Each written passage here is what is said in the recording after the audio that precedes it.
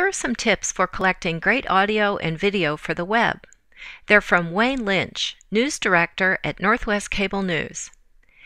He taught interviewing for audio and video at a NewsTrain in Tacoma, Washington in February 2010.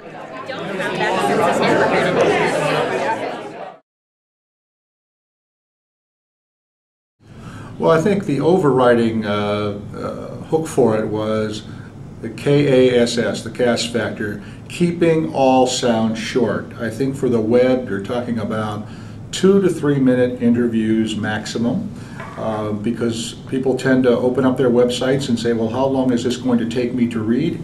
I think the shorter the better.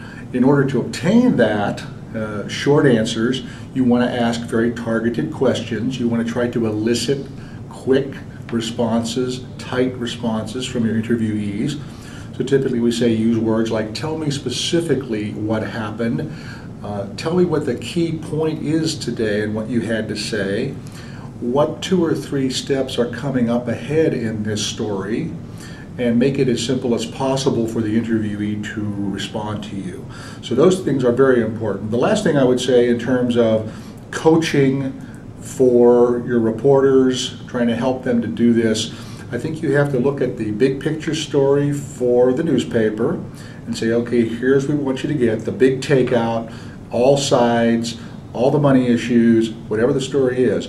But look for the human factor in getting good sound. People do not want to hear from officials on the web. They want to hear from real people. So if you're able to find real people, whether it's men in the street, people who have been affected by a story, and particularly those who have emotional connections to the story, because emotion is so important.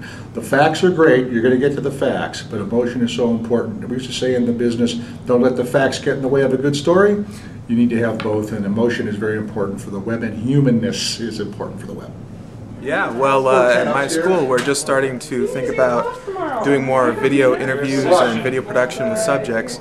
So I really feel like the interview tips that we've learned and the different video production stuff will really come in handy when it comes to like assigning reporters and telling them how to shoot for video and how to shoot interviews. I think that's going to be really helpful.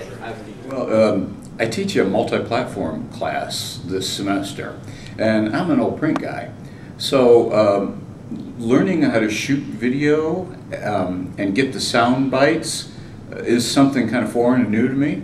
So his session helped give me some tips that I can relate to my students, so that they can, who mostly are print people, so that they can learn how to shoot that video and capture that audio and then bring it back for use on our website.